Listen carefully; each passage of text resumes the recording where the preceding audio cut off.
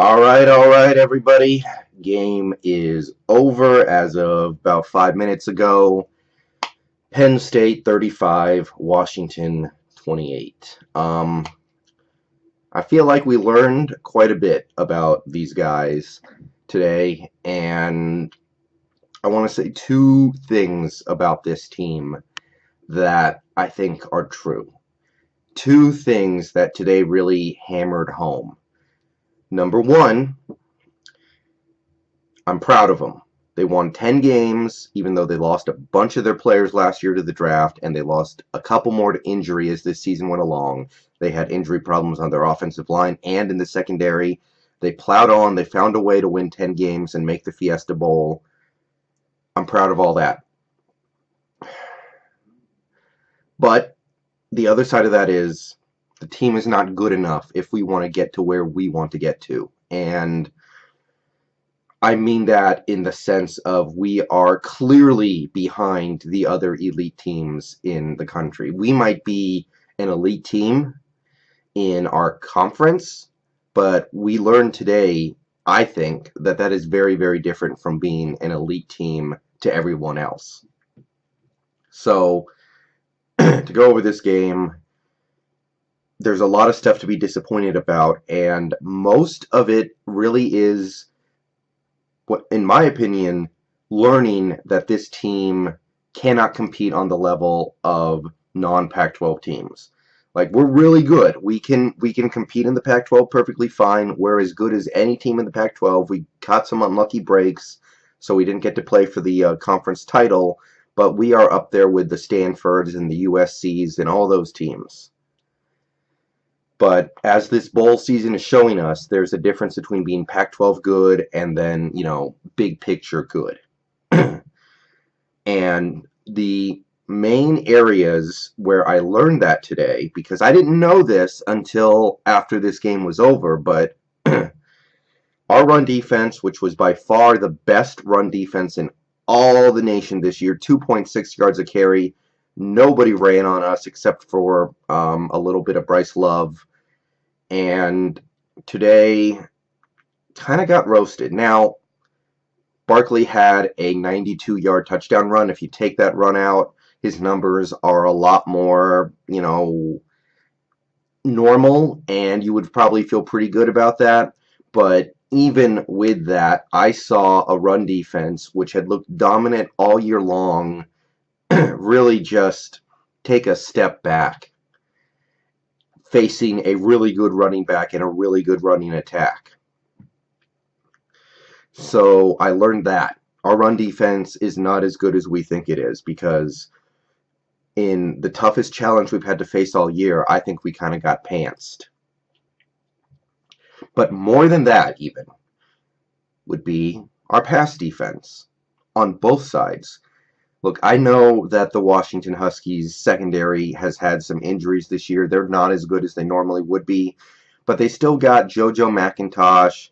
They've still got most of the guys they expected to have this year. They're missing their number one cornerback, but we got murdered today by Penn State through the air.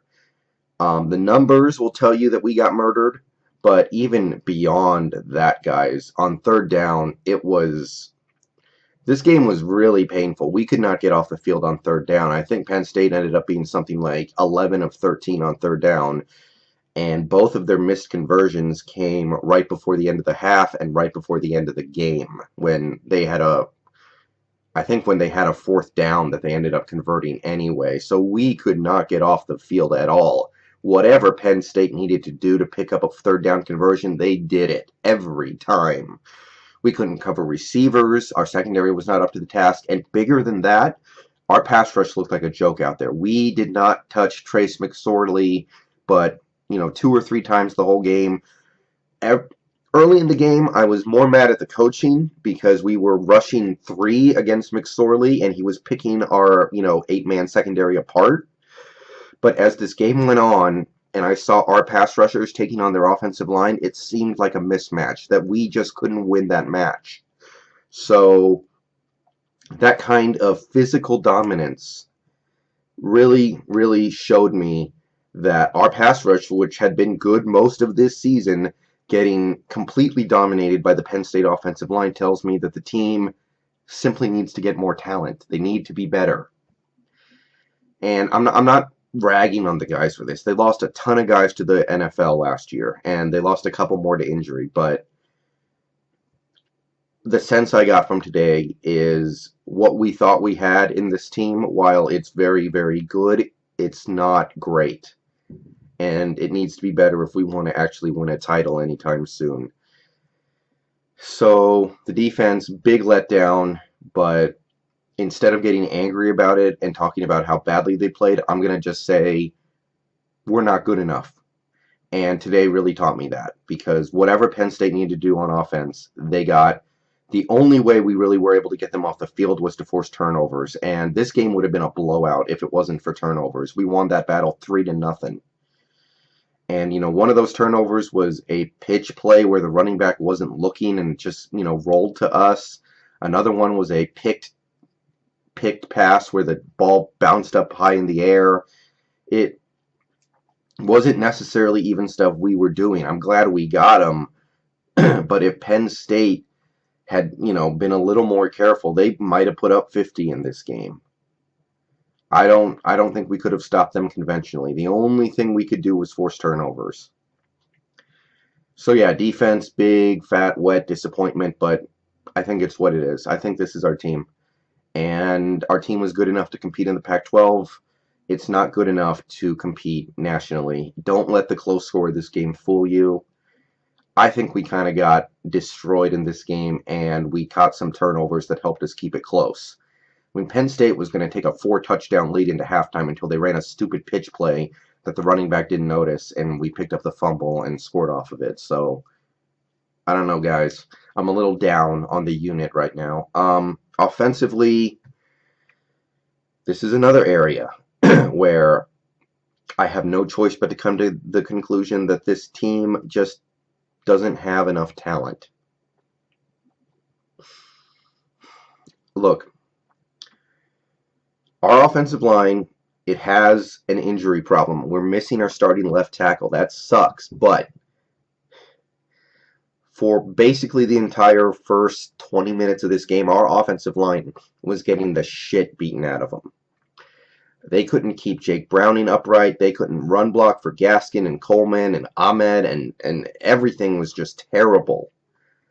Offensive line didn't let us get anything going early in this game. Penn State jumped out to the 14-0 lead, the 28-7 lead, and our offensive line wasn't allowing our offense to answer. And that is another area where I just feel like I just learned this team isn't as good as I thought, because our offensive line, even without our Trey Adams at left tackle, had been okay. And today it really, really wasn't. Jake Browning was running for his life the whole game. We had one, maybe two good running plays the whole game. And now I'm just like, we got to get much, much better. Other than that, Jake Browning, I don't want to hate on the guy too much, because it's tough to get anything going when your offensive line is playing that badly, but not a good game from Jake. He made a couple plays, but he also missed quite a few throws, especially at the end of the game, because there was an opportunity for this Husky team to steal a victory, because we didn't play up to Penn State's level this whole game. A couple of turnovers kept us in it, and we had the opportunity to at least send this sucker into overtime. That, we in no way would have deserved to win this game, but we had a chance to do it, and Browning just missed some throws. Obviously, no hate to Gaskin. I'm not going to blame him at all for a performance today that, his performance today was terrible until he had the 69-yard run. Shout out to him for that, though. Kept us in this game, made the end of this game pretty interesting. But not a good game for Gaskin at all. Sucks that he has to end his season that way, but he'll always be one of the best running backs in the history of this school, even if he doesn't come back next year. Receivers. Look, when Dante Pettis wasn't really able to play on offense today, and I saw that, I kind of knew that, yeah, our odds don't look good. And Dante Pettis barely played on offense. He had one catch, and he screwed up the last play of the game. Thank you, by the way, for not running out of bounds, you moron. But, you know, we weren't going to win anyway, realistically. I can't even get that mad about that. It's just, you know, stupid. Yeah, but yeah, when Pettis couldn't go and Hunter Bryant, I don't even think Hunter Bryant played at all. When I saw that, I kind of knew, like, yeah, we're probably not going to win this game. But what I didn't expect was to get physically dominated at the line of scrimmage for the whole game and just not being able to cover receivers at all. I did not expect that. If you had told me the Huskies were going to score 28 points, I would have expected to win. But another successful season in the cap of Chris Peterson, 10-3, pretty good, especially considering the stuff we had to deal with this year with injuries to the offense and the defense. Maybe I'll make a post-mortem video, but right now, sucks to lose, not surprised, but we have to get much better next year if we want to actually get to the top of the mountain. See you guys later.